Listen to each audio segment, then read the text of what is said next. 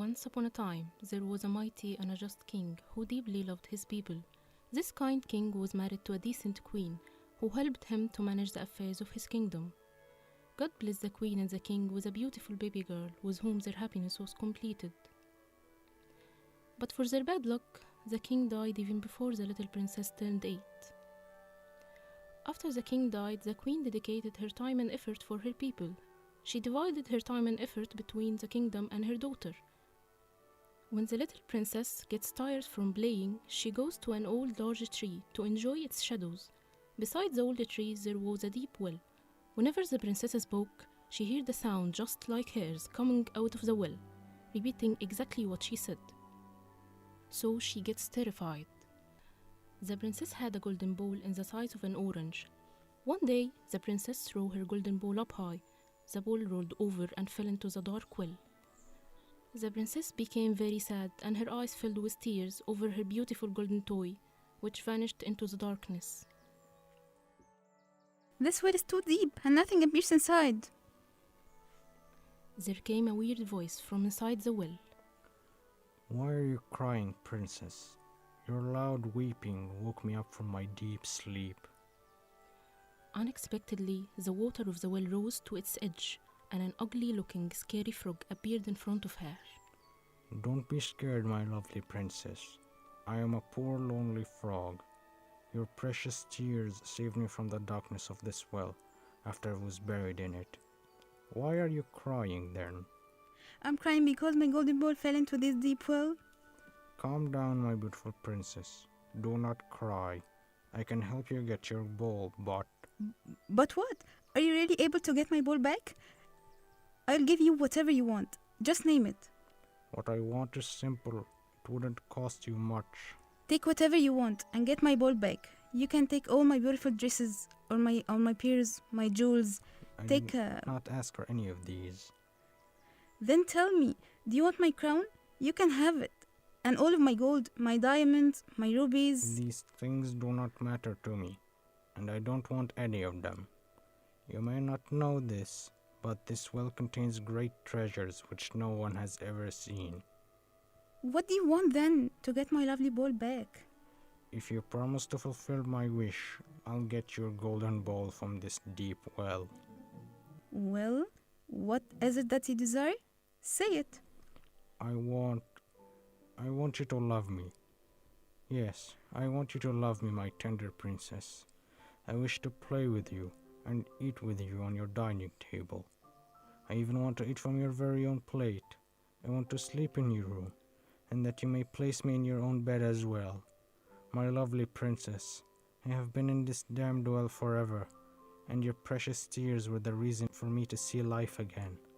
The sky, the sun, the moon, and the light and the trees, the birds and the flowers. So if you promise me that I'll be your friend, to play with you and to share your food with me, I'll dive into this dark well to get your golden ball back. The princess thought for a while and said to herself, What a fool one. He's saying nonsense, repeating useless words over and over. What if I just promise him, and as soon as I get my ball, I run to the palace? He won't even catch me. This frog can never be my friend.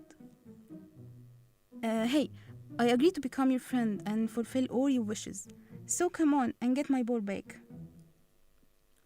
The frog dived down into the well, and a few seconds later he appeared to the surface of the water, holding the golden ball happily in his mouth.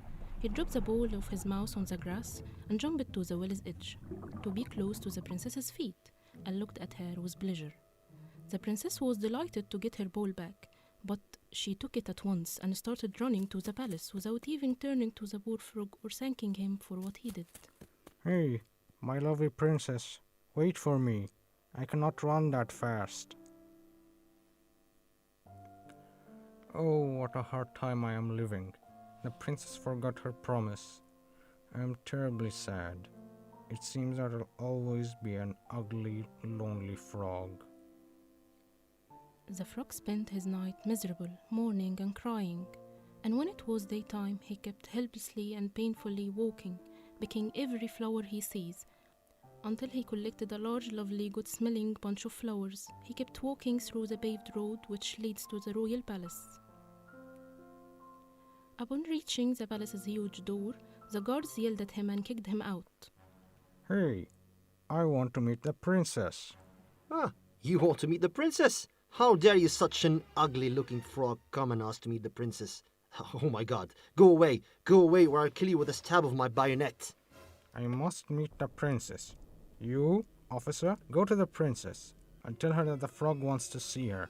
Go now. I should see her and talk to her. She made a promise to me that she should fulfill. Move! At that time, the princess was sitting at the table with her mother, the queen, having lunch. The head of the guards asked to enter, and when he's allowed in, he headed to the princess and whispered in her ears with what the frog said.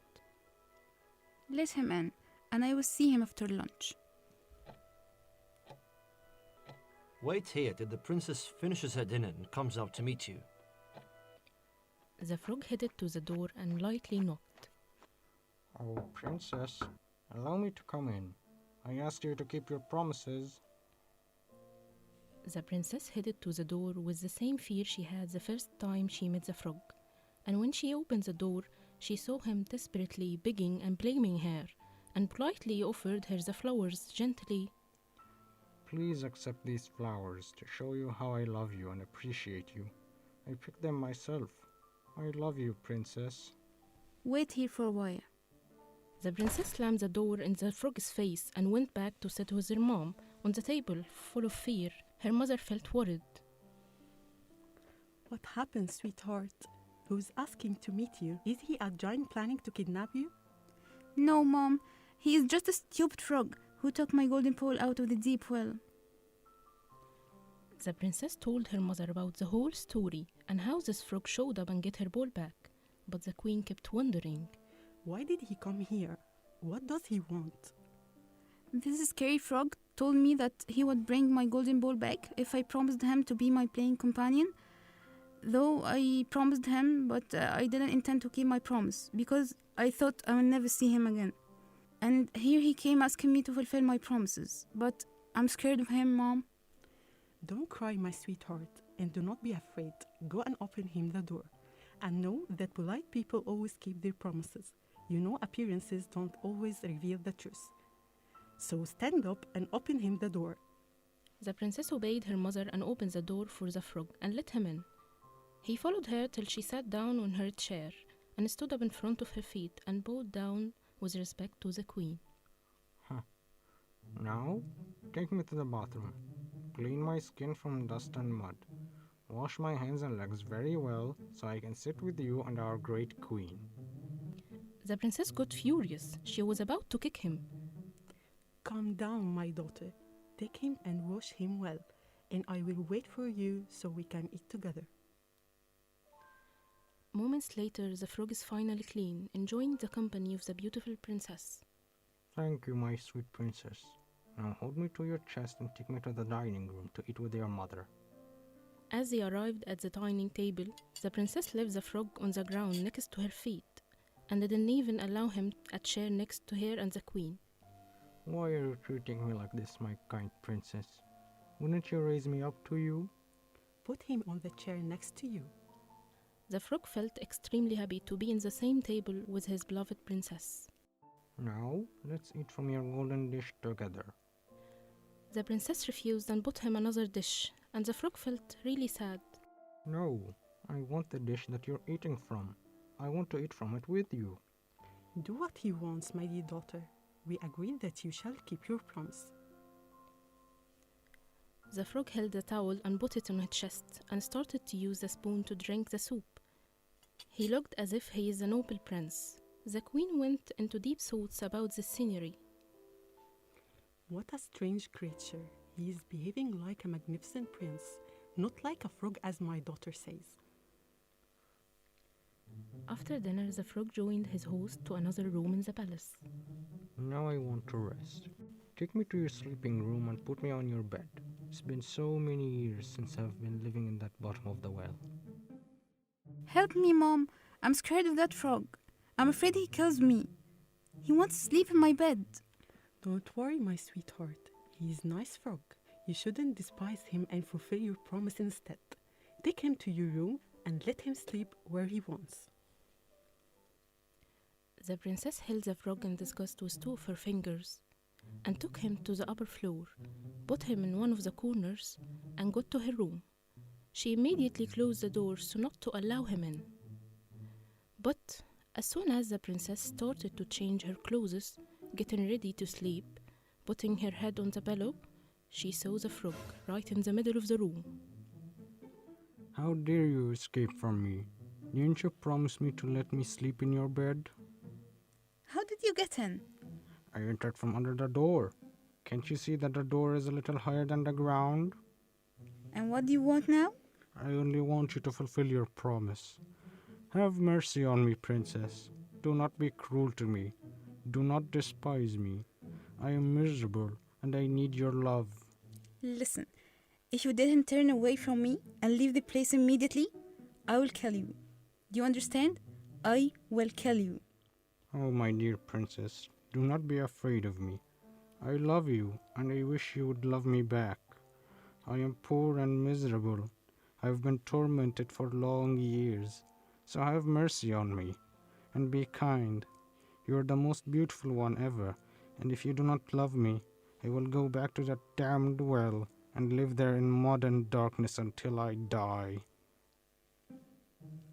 Scared to this, the princess was running quickly and didn't get all what the frog was saying. She went to the palace's roof and thought she got rid of the frog, but suddenly, Oh, my dear princess, why do you hate me like this? Why are you running away from me? I want to become your friend, so let's go down and end this hassle. Shut up. Get away from me.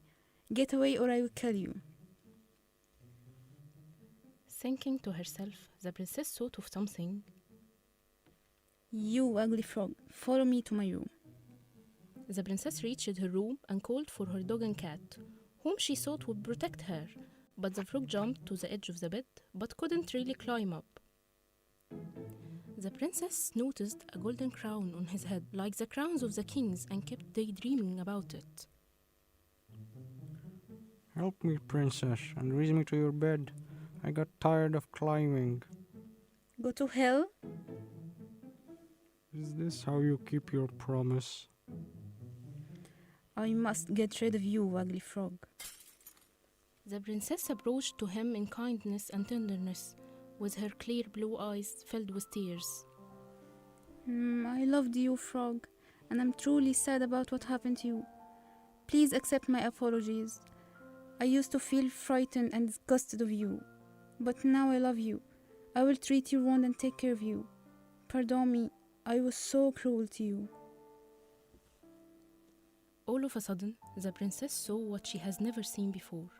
The ugly, frightening frog grew up hugely and became taller than the princess. A young, handsome boy appeared smiling at her tenderly with decency and compassion. The princess was very terrified and yelled, but the handsome boy approached her and bowed politely. Do not be afraid, princess. I have a wonderful story that I will tell you. Please listen to me. The ugly frog that you despised, disdained, hated, and escaped from was me. I am the king of the country of Book, which borders your kingdom. I gained the throne of the kingdom after my father's death. I have an aunt who is a wicked witch. She has an ugly daughter whom she wanted me to marry. When I refused, my aunt bewitched me and turned me to an ugly frog. Then she threw me into the well. You shall become the ugliest frog till the most beautiful princess comes and saves you. You shall be stuck within this deep dark well. You shall see no one and no one shall see you. But when the most beautiful princess meets you, despises you, and makes fun of you, then pities you, and her heart shall be filled with mercy and compassion for you, only then you will turn into a prince. That's all what happened. You are the reason why I got rid of the spell. Thank you, sweet princess. I'm truly happy for you. My mom was right when she asked me to keep my promise to you. Let's go to your mother and tell her everything, and ask for her permission to marry you. At this moment, the door of the room opened, and the queen entered to check on her beloved daughter. The queen was surprisingly shocked, seeing her daughter with such a strange young man whom she has never seen before. The princess started narrating all what happened to her mother. The queen was amazed and angry at that wicked witch who was behind all this. She hugged and kissed her daughter and the young king. Thank God who blessed me with a son like you in my old age. From now on, you are my son. Days passed, and the young king asked the queen to allow him to take out the treasures hidden in the well, in which had been cursed for several years. My dear son, thank God we do not need any of these treasures, and I will leave my kingdom to you after my death. My queen, I only want to take out these treasures to prepare a large army and head to my kingdom, to restore my throne which my aunt has seized from me, and I'll join my kingdom to yours. My army is under your command, and I do not want my kingdom to be joined to yours. Rather, I want you to restore your throne and punish your evil aunt for her evil deed. Once the army and the people knew the arrival of their young king, who loves them and whom they truly love, they all joined him and entered the capital of his kingdom without war and without shedding a single drop of blood. The witch queen knew what happened, so she went up to the palace's roof, and around her were a few officers whom she had bewitched with her magic.